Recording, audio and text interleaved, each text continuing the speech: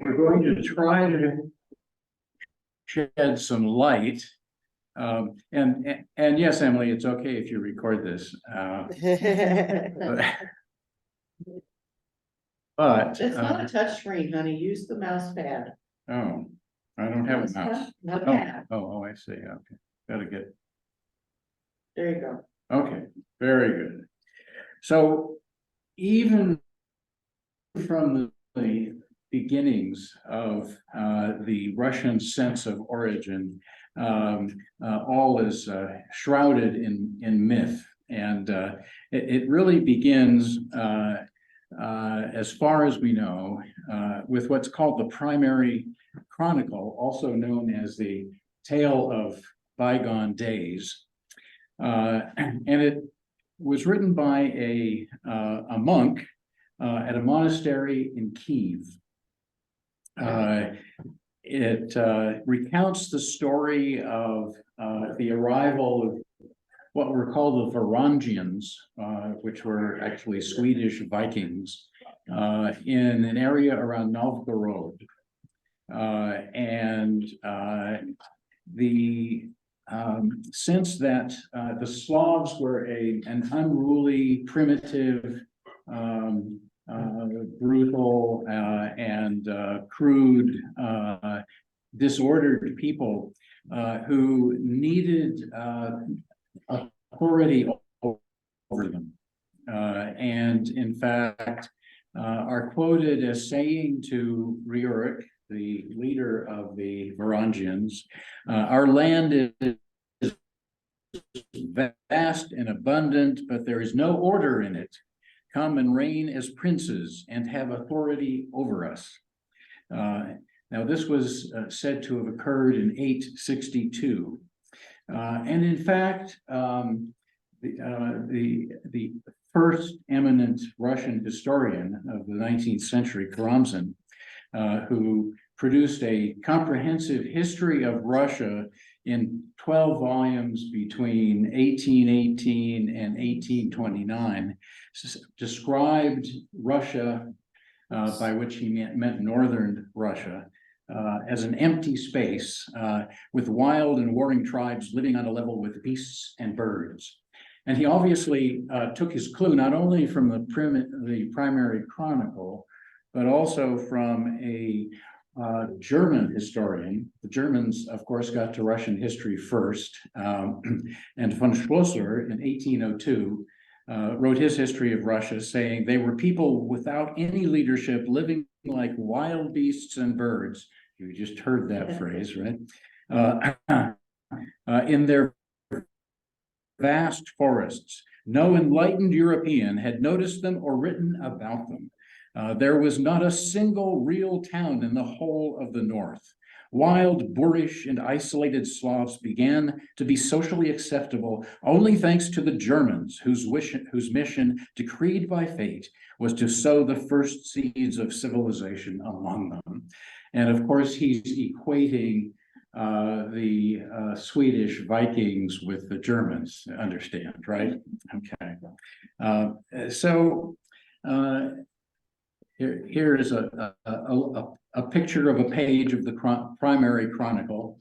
And notice that Nestor took his sources from a variety of questionable places, Byzantine texts, oral tradition, Viking Rus treaties, Norse sagas, Slavic Bylini, which were oral epics and stories, and starinki, which were folk songs sung by wandering minstrels through the Slavic lands, and religious texts. So the only sort of credible source among all of these was probably the Viking Rus treaties.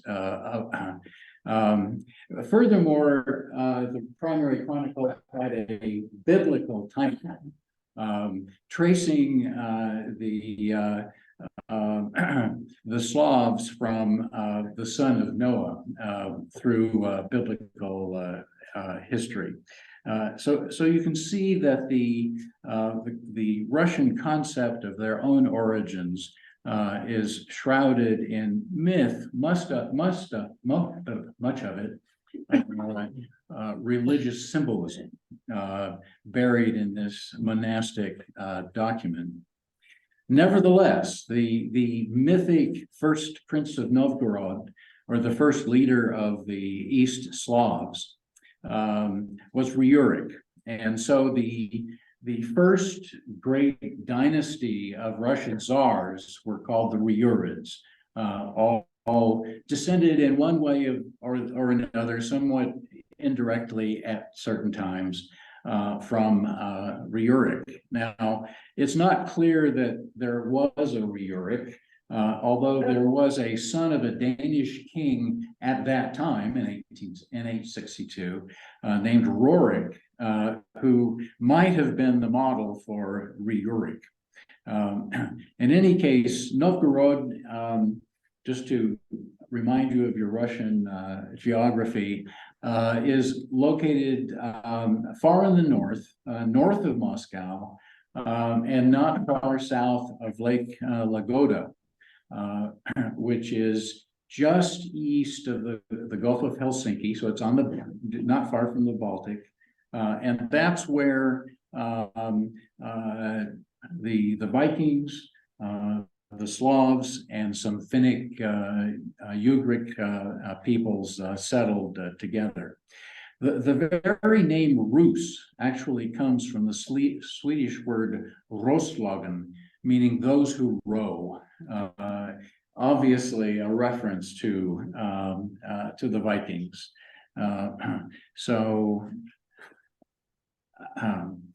Now, not long within the same century, the Khazars from the east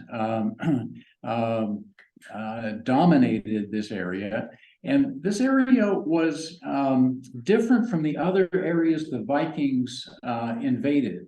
The Vikings plundered Western Europe, Britain, Ireland, France, Germany, and so on.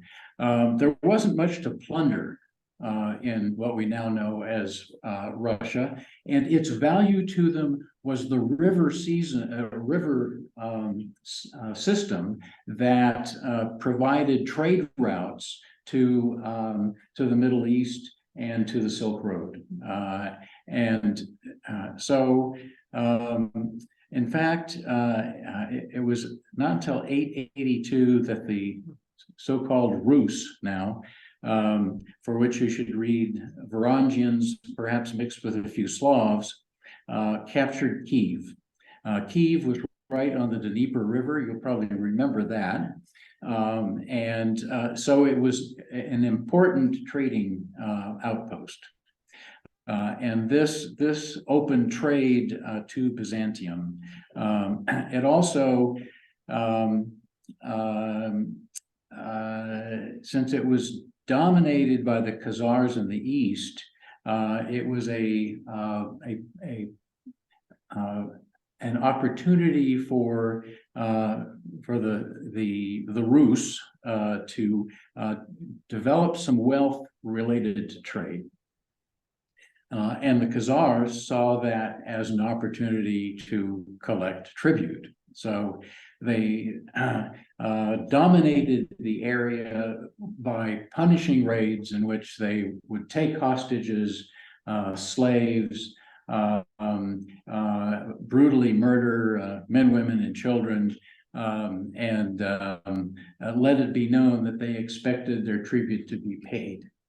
They did not attempt to rule or govern in any way, but their systems of tax collection and management of money and strict authoritarianism were in fact imposed on the formerly wild and brutal Slavic tribes.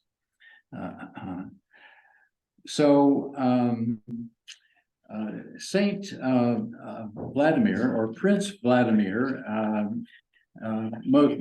many of the Russian leaders and later czars, in fact, became saints. In fact, 100 of the first 800 saints of the Russian Orthodox Church, in fact, were czars. There are relatively few Western European kings who became saints. Of course, there was Saint Louis or Saint Louis of France, but very few others. Now, Vladimir's grandmother, Olga, converted in Constantinople to Orthodox Christianity. And this was a overt means of establishing a closer relationship with Byzantium for purposes of trade, but also, as it turned out, the importation of culture as well. Now, Vladimir himself was initially a pagan, as his father had been, in spite of his grandmother's faith. He actually established a great many pagan temples initially in his reign. But then he began to realize that it would be a great advantage if the leader of the Kievan Rus was an Orthodox Christian from the standpoint of stronger relations with Byzantium. But according to the primary chronicle, what happened was that he interviewed representatives of multiple faiths,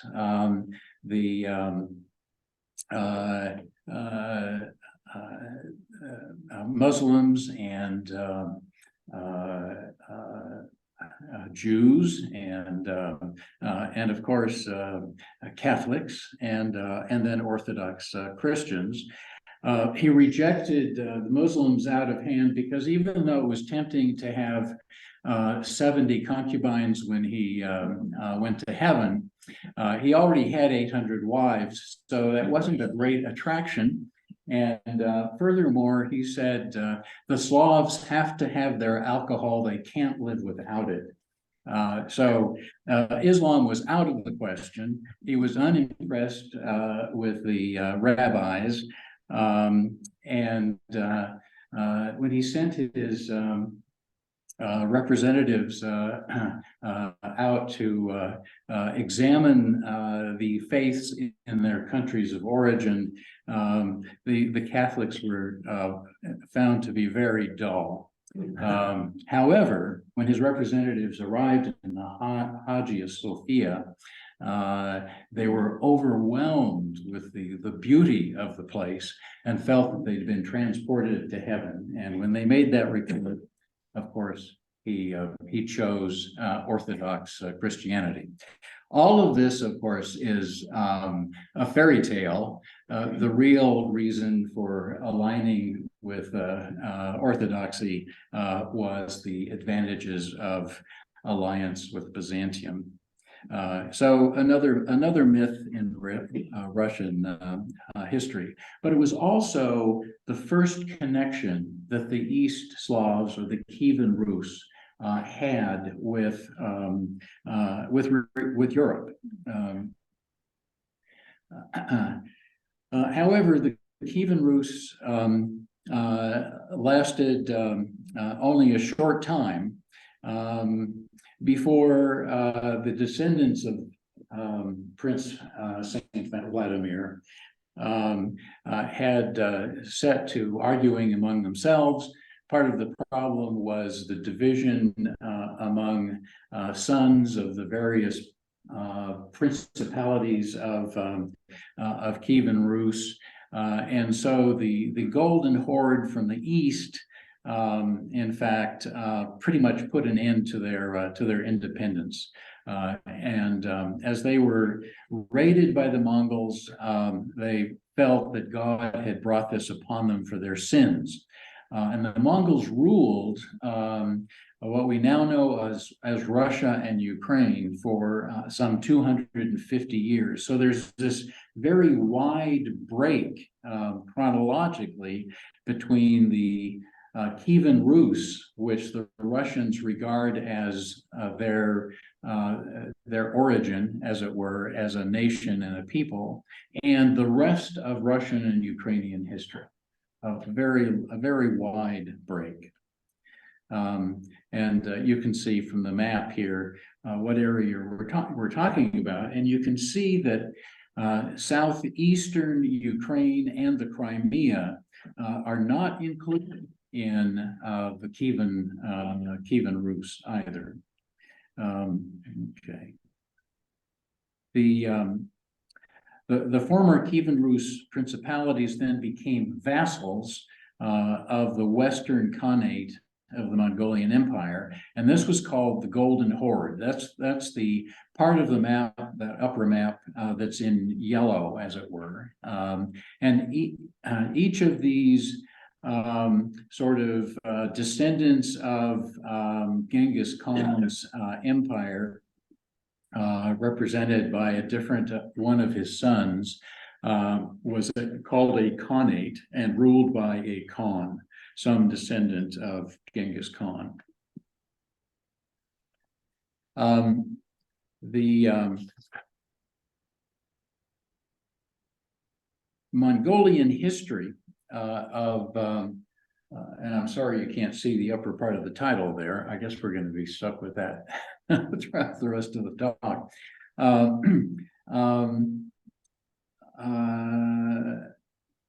Was followed by the rise of Moscow.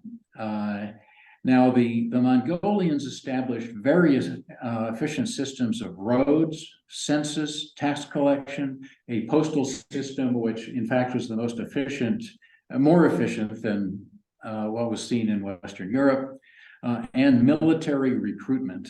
And this is referred to in Russian histories as the Tatar yoke. Now, the Russians will also call them the Tartars, and that is in comparison to the Greek word for hell, or Tartarus. The correct name for the Mongol people was Tatar. The Tatars still represent a major ethnic group in Crimea and southern Ukraine. Now, they actually didn't completely eliminate the Vichy system, or Vesh in English, I guess, which was sort of a parliamentary is the wrong word, but it was a relatively democratic, village-based representative assembly. Generally, only the most elite were in the Vichy, but it sometimes included villagers and so forth. Was a vestige of early democracy among the Slavs. But the Mongols, during this period, controlled it. They also exhibited religious tolerance, interestingly. The Orthodox Church was exempted from the taxes. So one way you could get your property exempted would be to give it to the church, and that also would buy you entrance to heaven. So the monasteries were able to build their lands through that mechanism during this period. Each Russian prince from each of these little principalities all over the former Kievan Rus had to travel to the capital of the Golden Horde, Sarai, which is on the Caspian Sea, to renew his yarlik, which was his patent to rule, and also deliver the tribute, right, or the taxes. And this total authority became the Mongol model for subsequent Russian czars. There was also the principle of collective guilt, so that each village was collectively responsible for delivering the tax, and the entire village would be punished by a brutal raid with rape and pillage and murder, of course. If anyone in the village failed to pay his taxes. So the peasants developed a communal system for making sure that the tax would be paid by head.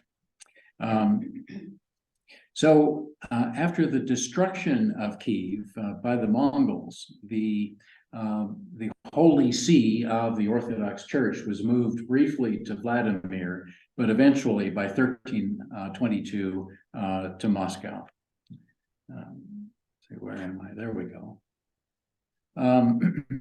So the next Russian myth was the next Russian hero, Alexander Nevsky. Now, he wasn't born with the name Nevsky. He acquired it because he defeated the Swedes at Neva. The Swedes were a constant threat to the Kievan Rus, and he defeated them in a battle in 1240 at the Neva River. Now, the Neva River is what connects Lake Lagoda to the Baltic, or the Gulf of Helsinki, at what is now St. Petersburg. St. Petersburg didn't exist at that time. And then he subsequently, 2 years later, defeated the Teutonic Knights, or the Germans, on the ice of Lake Priapus, also known as Lake Chud. So he is called Nevsky because of the defeat of the Swedes at Neva. The Khan was so pleased with his pushing back this threat on their empire that they appointed him the Grand Prince of Vladimir. Vladimir is a city to the east of Novgorod, and of course Moscow. So that made him Grand Prince over all of the other princes of Kievan Rus as of 1252. And he put down other revolts, including one in Novgorod. So this contributed to the Russian myth that Russia stands as the protector of Western Europe, as a barrier against the Asiatic hordes, right? It also contributed to the myth of the saintly prince dying for Holy Rus, even though Alexander Nevsky didn't die in battle. Nevertheless, that was part of the mythology. And going back to the primary chronicle. And as I've mentioned, it was not unusual for a grand prince or a czar to be made a saint. So the Northeast and the Southwest gradually drifted apart under Mongol authority. Part of it was the appanage system, which had to do with the breakup of lands as multiple sons received their inheritance, and so forth. But it was also a system by which the owner of one of these principalities was obliged to provide military service, including the recruitment of their own peasants or serfs to serve in the army of the Khan. So one of the early leaders in this system was Ivan Danilovich. He was called Kalida, which in German means money bags, because he was so efficient at collecting the Khan's taxes, which he, of course, was able to share in. So he also became very wealthy. And he, one of the primary rivals of Moscow was Tver, which is to the east. And by crushing Tver in 1317, he greatly pleased the Khan. He was also the first to build stone city walls and churches. Moscow actually had been a very primitive village on the little Moskva River, and wasn't even mentioned in chronicles until the 13th century. But thanks to Kalita, it rose in prominence and importance. Next came Saint Prince Dmitry Donskoy. He also wasn't born with the name Donskoy, but by his time, Moscow became strong enough that he was able to actually defeat a Mongol army at the River Don, which is the source of his surname, at the Battle of Kulikovo. So the Battle of Kulikovo looms large in the history and mythology of Russia, and it again added to this myth of Holy Russia protecting Christianity and Western Europe from the Asiatic hordes. And Putin refers to the Battle of Kulikovo and to Dmitry Donskoy in his speeches for precisely that reason. As the Mongol empire became weak and faded, what emerged was the Polish-Lithuanian Empire. How many of you have heard of the Polish-Lithuanian Empire? It's interesting how little of Eastern European history we are taught in school. But this was a major empire that was the largest nation in Europe for about 400 years. And it was a major threat on Russia's western border. So they had the threat of the Asiatic hordes, as they called them, to the east, and the Polish-Lithuanian Empire to the west, with no natural boundaries. Now, the Urals are commonly referred to as the dividing line between European Russia and Asian Russia. But they are not much of a barrier. There are wide, low passes. Some of the Ural Mountains are not much more than hills. The Russian word for hill and the Russian word for mountain are about the same word, and so on. So here is the Polish-Lithuanian Empire, which begins as a marriage between the Polish queen, Jadwiga, who became queen at age 16 and was looking for a consort, and the Grand Duke Jogaila, of Lithuania. And that was the Union of Krivo in 1386. So initially, the Polish-Lithuanian Empire wasn't really an empire. It was simply a marriage of convenience, if you will. But it gradually grew into a major empire, solidified by the Union of Lublin in 1569. And that created what was called the Polish-Lithuanian Commonwealth. Now you'll see that it contained most of what we now know as Ukraine. Remember, Lviv was really Polish for a very long time.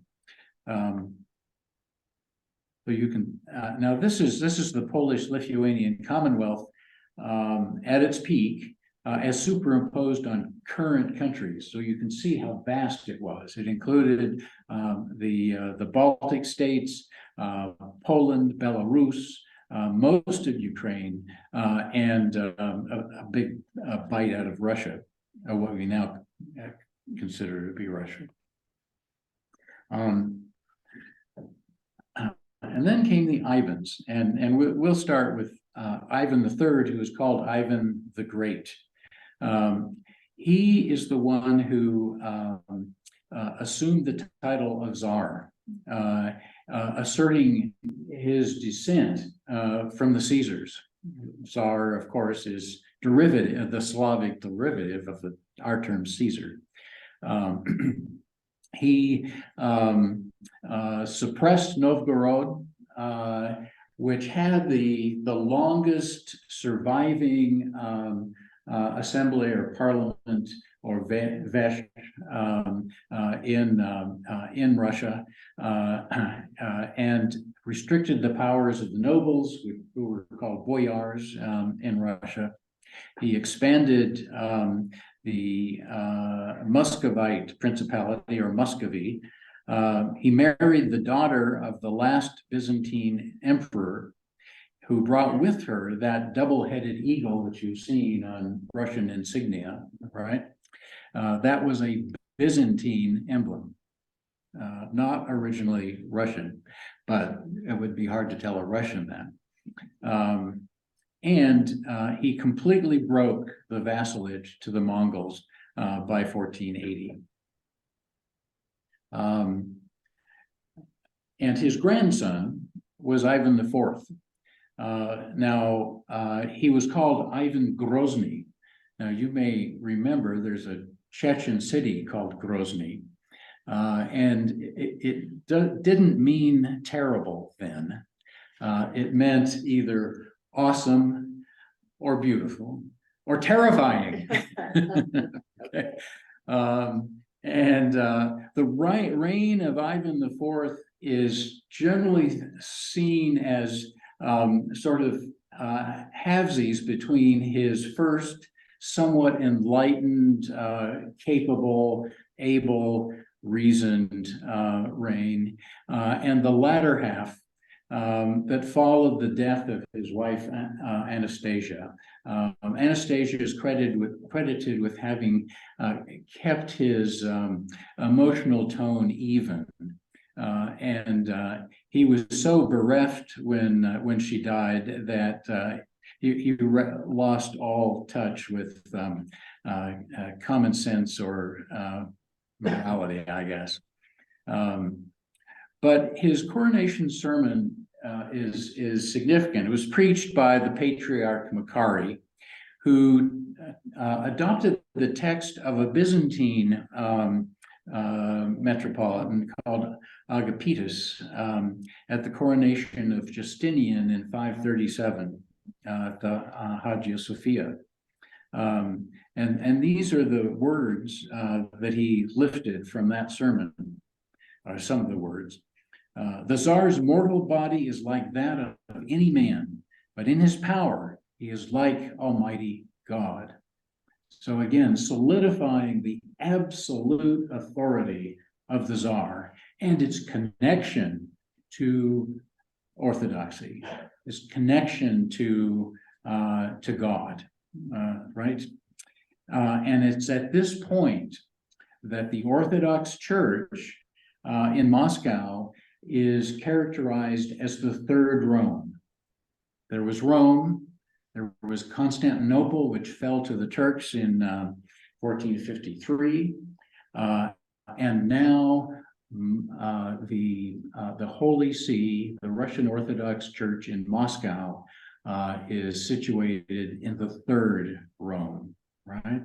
So again, the idea of the Tsar is descended from the Caesars, and the Russian Orthodox Church is the original Christian church.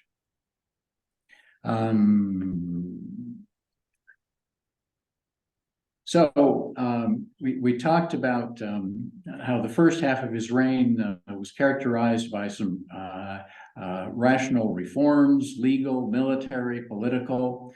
But then in the midpoint of his reign, there remained Tatars, Mongols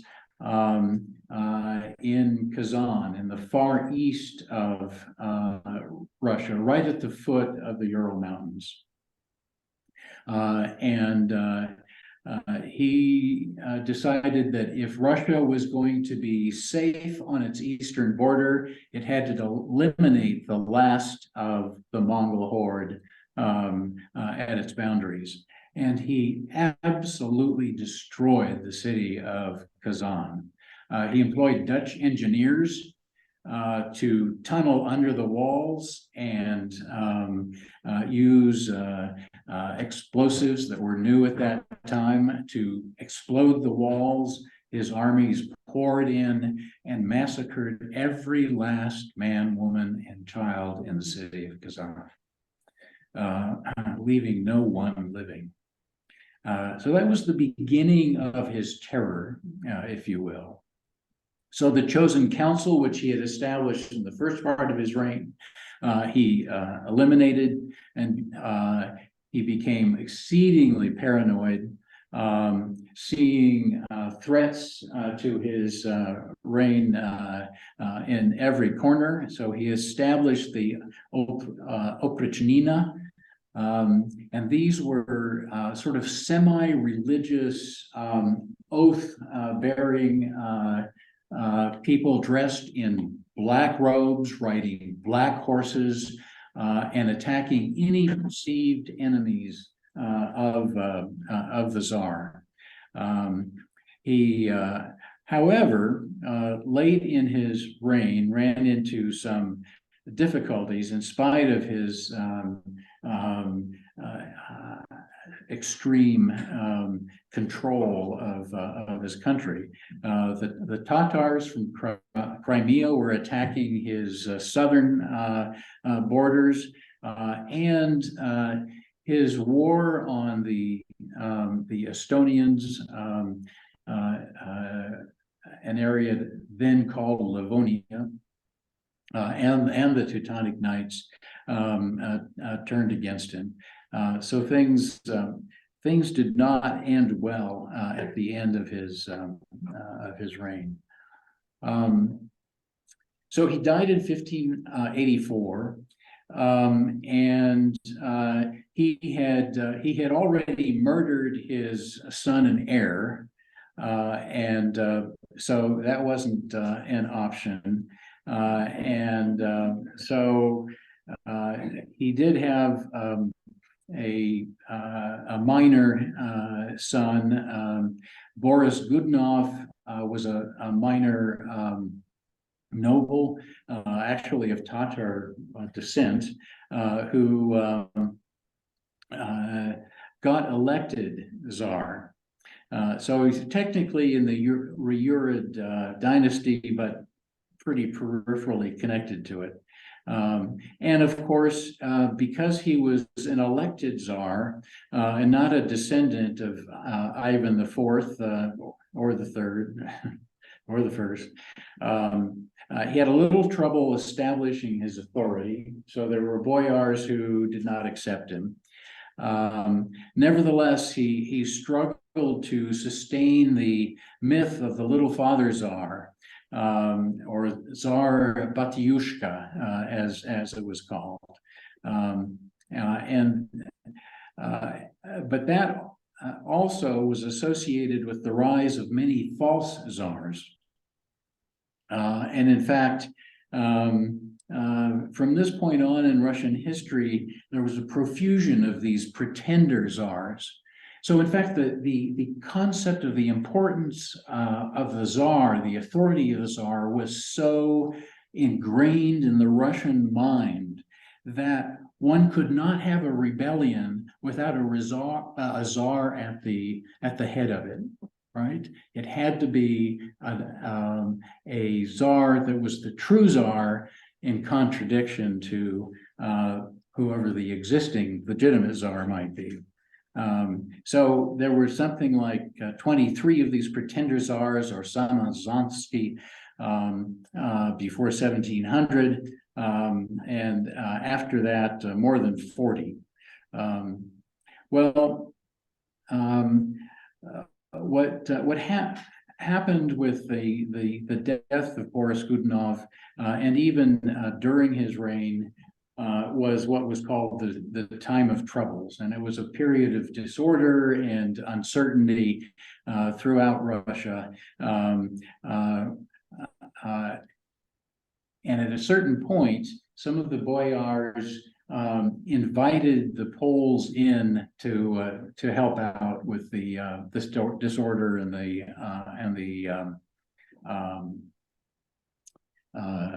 turmoil. The difficulty was the Polish were Catholic, so this was an affront to Orthodox Russians, and most of the Russians were not pleased with inviting the Russians in, or the Polish in. And the Polish, in fact, captured Moscow, ruled Moscow from 1608 to 1612. And it was at that point that an assembly of the land met and elected a distant relative of the Ivans, named Mikhail Romanov, as Tsar. Well, he was only, I think, 16 years old. He was young, frightened. He refused the offer from the boyars of the Tsardom, as did his mother, with whom he was ensconced in a monastery in the east. But they finally persuaded him. And around, oh dear, let's see. I'm not following my own notes here. His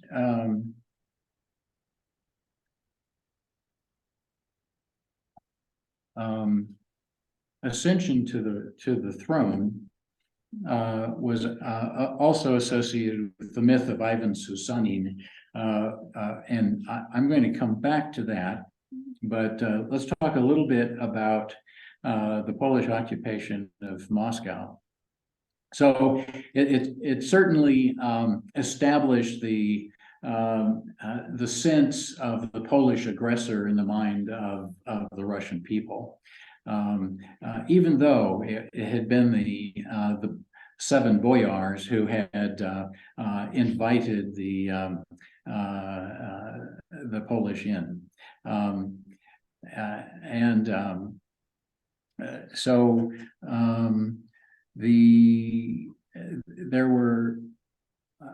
was a prince, Dmitry Pozharsky, and actually a butcher named Kuzma Minin, who raised money and troops in the east to enter Moscow and take it back from the Poles. So both Stalin and Putin have used these 2 Russian heroes as justifying the Russian invasion of Poland and the Hitler-Stalin pact, the Ribbentrop pact in World War II. So here's the myth of Ivan Susanin. He was a serf of Mikhail Romanov, and he was recruited by Polish soldiers to lead them to Mikhail Romanov so that they could eliminate him as a threat to their control of Russia. And so he led them into the forest, getting them lost, allowing Mikhail Romanov to escape to Moscow from the monastery where he was hiding. And of course, the Poles were incensed at this and murdered poor Ivan Susanin. So he then became an icon of the virtue of laying down one's life for the Tsar. So in fact,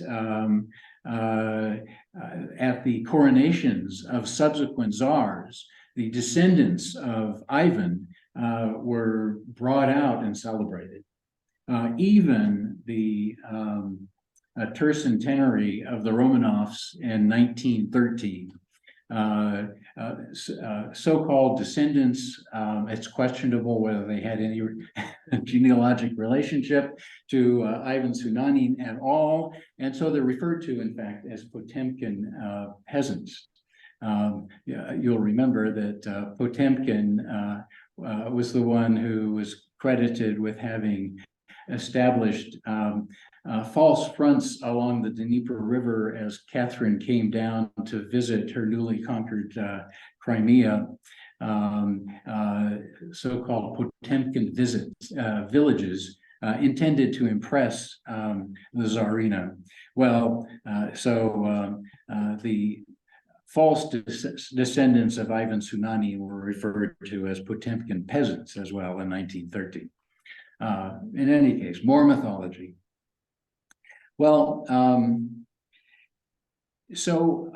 obviously by now Russia had seen the need to defend its eastern and western borders. The Poland-Lithuanian Empire blocked their access to the Baltic, and claimed essentially all the territory of the old Kievan Rus. The Khanate of Crimea in the south, consisting of Tatars and aligned with the Turks, blocked their access to the Black Sea, and the open steppes to the east, of course, were a historic source of invasions from the Khazars and the Mongols. This was also a time when the Stroganovs had established a mining and fur empire at the base of the Urals. And so with the encouragement actually of Ivan IV, the Stroganovs collected mercenary Cossacks from Ukraine to basically explore and conquer Siberia, plundering it for its minerals and for its furs. And that became a major source of wealth for first the Stroganovs and then the Tsar. The Russian military doubled in size in the 17th century, and they were faced with the bows and spears of primitive Siberian tribes versus their own muskets and artillery. So it was also during this time that the Patriarch Nikon, who was the seventh Patriarch of Moscow and all Rus, convinced the Tsar that the liturgy of the Orthodox Church required reform to bring it more in line with the Greek Orthodox liturgy. He also changed crossing oneself with 3 fingers, meaning referring to the Trinity, instead of the 2 fingers that had been used by Russian Orthodox believers previously, referring to the divine and human nature of Jesus. They also revised the icons to be more traditionally Byzantine, and this gave rise to the Raskol, or the schism with old believers who condemned the reforms as Western and heretical, the work of the Antichrist, and a sign that the end was near, right? So the old believers rose up in protest. When they did not succeed at that, many of them committed suicide, sometimes all in mass by gathering in a church and burning the church to the ground, or escaping to the east and founding monasteries and their own villages in the far east of Russia. And the old believers have persisted actually to this day. Well, it was also about this time, that is in 1670, that actually Prussian-born, so again, we have the little German influence here, a Prussian-born but Orthodox rector of the Holy Ascension Monastery in Kiev wrote what he called the Synopsis, which was another look at Russian history, based to a large extent on the primary chronicle that you've heard about, arguing the essential unity of the Eastern Slavs. Now, at this point, Russia was divided into Great Russia, which was centered around Moscow, White Russia, which is Belarus, and Little Russia, or Catherine the Great called it Novorussia, New Russia, which was essentially Ukraine. So he was arguing that these were all one Russia. Now, why White Russia, incidentally? Apparently, the Lithuanians simply color-coded the different Russias, and so it was their term. There are other stories to explain why they're called White Russians, but none of them are true. In any case, and of course, Ukraine was also called Little Russia, Mikrorusia. In any case, Ukraine was divided between Poland, which had northwestern Ukraine, the Zaporizhian host, which was essentially composed of Cossacks in kind of a band across southern and eastern Ukraine, and then the Crimea, which was Tatar or Turkic. Well, the Poles were abusive of the Cossacks. They tried to force them into Catholicism, which didn't go well. So the Zaporizhian host, which was Cossack and Orthodox, tried mightily to ally with Russia, and struggling at the same time to maintain their independence, which were two mutually exclusive goals. So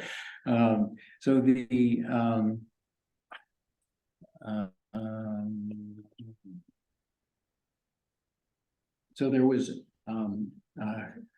Khmelnytsky, who was elected hetman, which was the name of the leader of the Zaporizhian host, who led an uprising against the Poles, tried to recruit Alexander, who was the Tsar at the time, to join him. And Alexander sort of postponed it for about 5 years because he didn't want war with Poland. Nevertheless, in 1654, he managed to persuade the Tsar to join him. So he signed the Treaty of Perestroyazov, and this was a treaty by which he swore allegiance to the Tsar in exchange for autonomy of the Zaporizhian host. And so the Ukrainians view this as the founding document of their independence, right? The Russians view this as the document that established the unity of Russia and Ukraine. So two completely different myths about the same written document.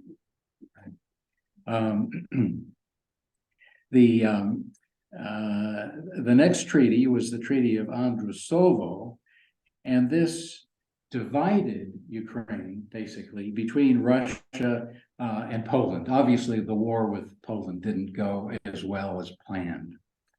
So Poland got western or northwestern Ukraine. Russia got eastern and southern Ukraine. But of course, the Crimea was still independent of Russia and dominated by the Ottomans. And of course, the next treaty was the Treaty of Eternal Peace in 1686. And this was after Russia decided that they needed a Polish alliance against the Turks. Okay, so it was ironically called the Treaty of Eternal Peace, when in fact it was a military alliance for the purposes of war. Not the first time that words did not mean what they said. But it also allied with the Russian myth of Russia as saving Christendom from Islam, right? So Peter the Great, Peter the First, assumed the throne at age 10 in 1682, and his half-sister Sophia was regent. He grabbed control, however, in his mid-teens, and obviously against some opposition, and he had to brutally suppress rebellions by what were called the Streltsky, who had been established by Ivan the Terrible. One of his military reforms. It was essentially an armored unit of the musketeers, if you will, of the Russian army. So Peter was firmly in control by 1698. He made a grand embassy to Europe and returned to suppress another rebellion and introduce Western dress, shaving of beards, military schools, a new navy. He actually worked in the shipyards of Germany and Holland, and introduced shipbuilding to Russia, a new conscription system, industry, civil service, the Julian calendar, universities, language reform, and Christmas trees, interestingly, obviously brought from Germany. However,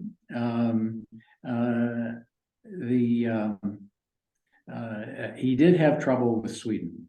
And Sweden constantly trying to dominate the Baltic and exclude Russia from access to the Baltic. However, he managed to scrounge a tiny window on Europe as well as the Baltic at St. Petersburg, which is where the Neva comes in from Lake Lagoda into the Gulf of Helsinki. So Petersburg looks right across the Gulf of Helsinki to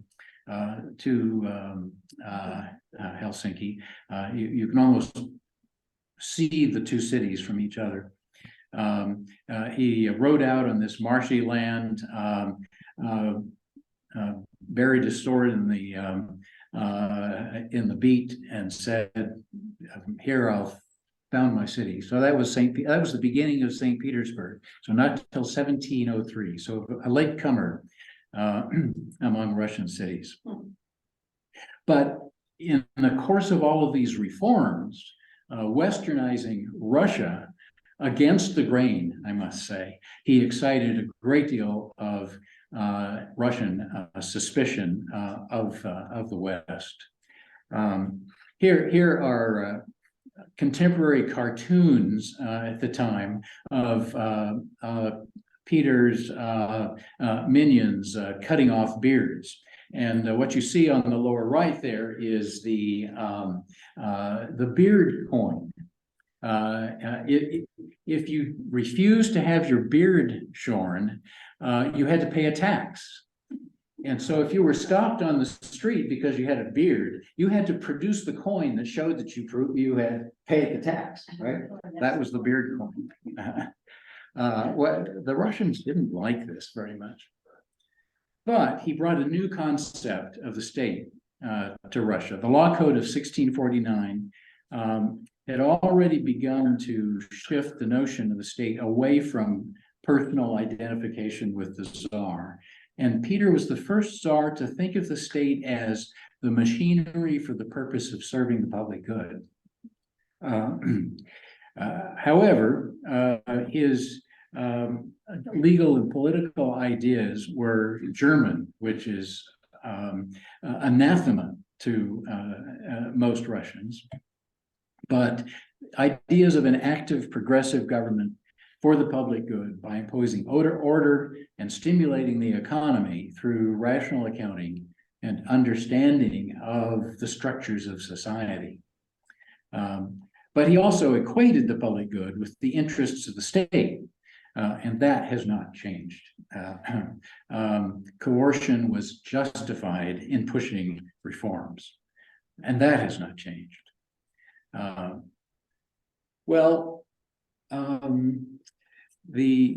For the next century or so, all of the Russian czars were czarinas, ending with Catherine the Great, who was not Russian. She was a German princess from an obscure part of Germany, and nevertheless, the Tsarina Elizabeth plucked her out of Germany to marry her son Peter. The two of them did not get along very well, and after Peter was crowned Tsar, he survived only about 6 months before the boyars got sick of him and deposed him, forced him to sign a writ of abdication, and crowned his wife Tsarina. So she was regarded as enlightened. She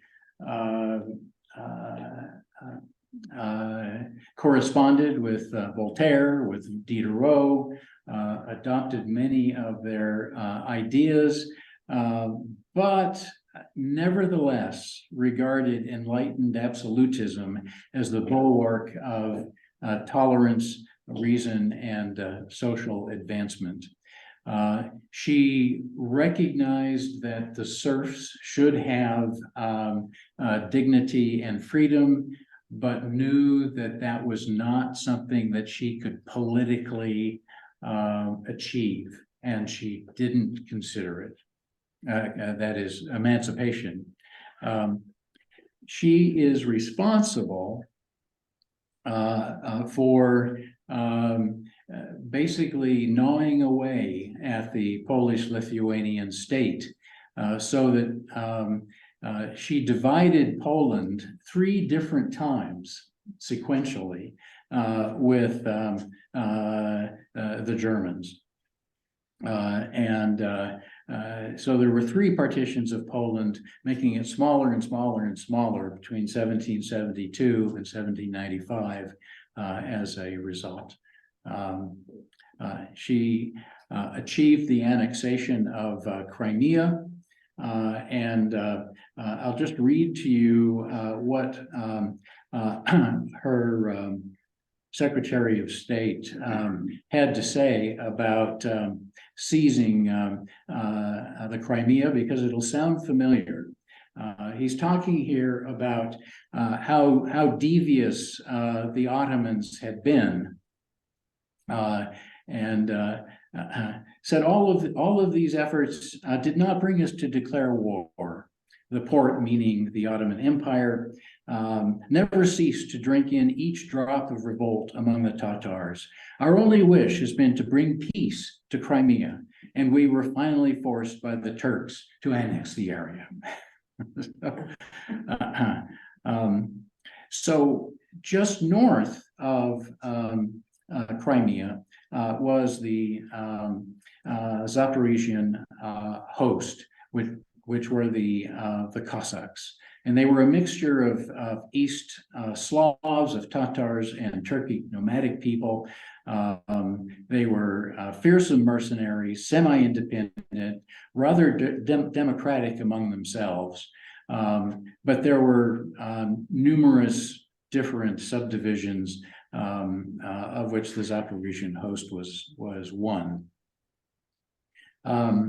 So I want to talk briefly about the idea of the Russian soul as it emerged in the 19th century. And it begins with Gogol's Dead Souls, published in 1842 and influenced by German Romanticism. And it's the idea of the Russian soul as being long-suffering, generous, authentic, mystical, deeply religious, brooding, with spiritual ties to the land. It's associated with the peasants rather than the elite. It was a reaction to Western European capitalism. It was nationalistic and self-affirming. And it comes out in writings of Dostoevsky, of Tolstoy, and of Chekhov. Dostoevsky wrote that it was unexpressed, unconscious thoughts that were nonetheless strongly felt. So it's not even perceived by the possessor of the Russian soul. It's so mystical and so invisible. It consisted of the ability to thrive on suffering without complaint, firmly grounded in the foundation of Orthodox mysticism. And there was a sense of collective spirituality. So collectivism is not original with Bolshevism. It was already ingrained in the Russian consciousness, at least among the peasants. Deep attachment to family, of Russianness itself and the land. It was instinctual, not rational. And the belief and hope that Russia holds the key to a redemptive future for the world. Throughout War and Peace, Tolstoy contrasts the contrived, inauthentic, pretentious manners of the Eurocentric aristocracy to the simple, honest, instinctual, and authentic behavior of traditional Russians, meaning the peasants. He shows us the irony of the aristocrats speaking French, aping French culture while condemning Bonaparte at the same time. And this of course is Tolstoy, a painting of Tolstoy at the end of his life, plowing his own land as a peasant, adopting the peasant soul, if you will. These are things that Dostoevsky wrote about the Russian soul. There is only one thing that I dread, not to be worthy of my sufferings. The most basic, most rudimentary spiritual need of the Russian people is the need for suffering, ever present, unquenchable, everywhere in everything. I'll skip the example from Crime and Punishment. And this is, of course, a statue of Dostoevsky in a Russian park.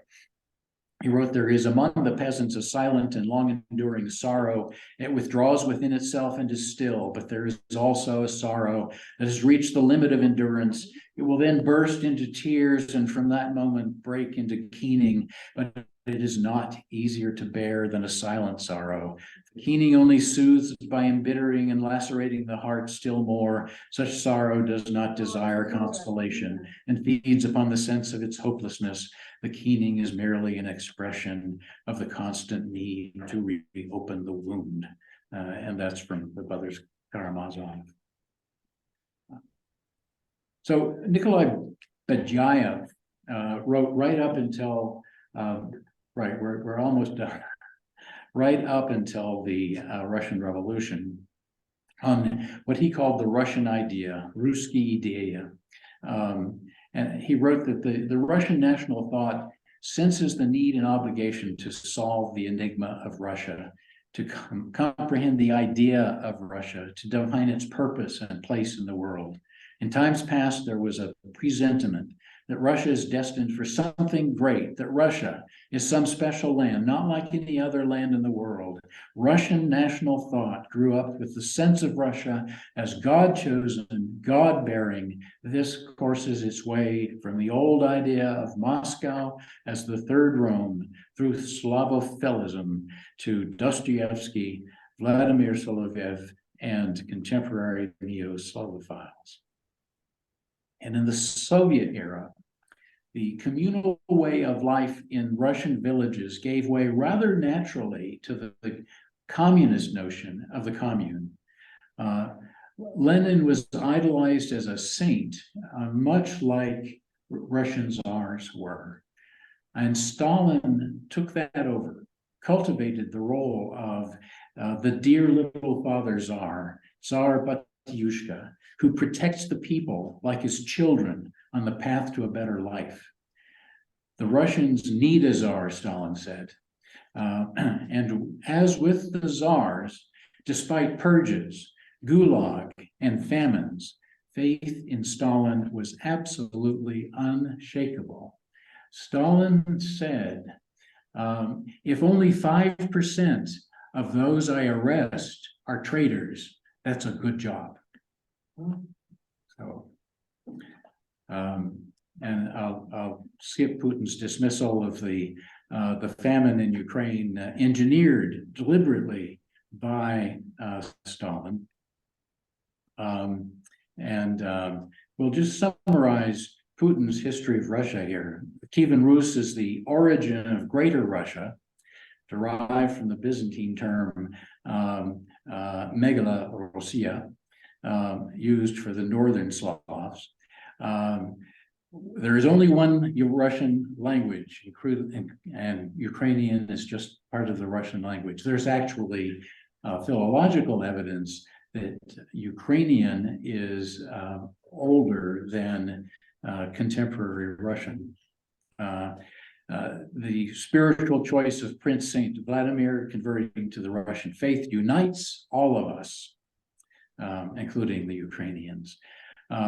Kolonitsky's appeal to the Tsar Alexei for aid against the Poles confirmed the unity of Little Russia, meaning Ukraine, and Greater Russia.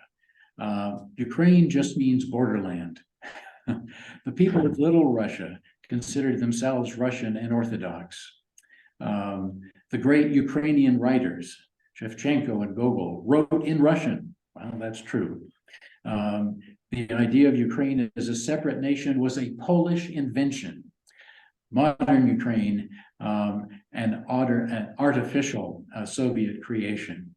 And we've had a single economic system for centuries. Not true.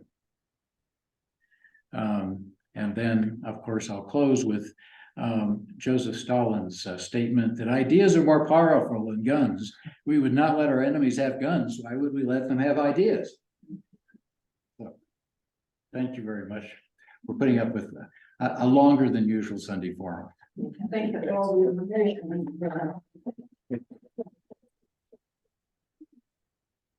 And I will take questions, even though most of you would probably like to depart from the great room. What are the religion of the Cossacks? What is the religion of the Cossacks? They were Orthodox. Oh, Orthodox. So even though some of them are Tatar in origin, as a group, they were Orthodox. So they were actually distinct from the Crimean Tatars, who were Turkic, aligned with the Ottoman Empire and Muslim. And one of your slides said that the Polish-Lithuanian Empire started around 1550 or so, as I remember. Well, that's 400 years. That would be 1950, but I don't remember the term ever being used during the First and Second World Wars. Am I missing something there? Yeah, that was the establishment as a commonwealth was late and political. It had already been a personal union between the monarchs of Poland and Lithuania So that preceded for 1550. centuries before that. Preceded 1550 then.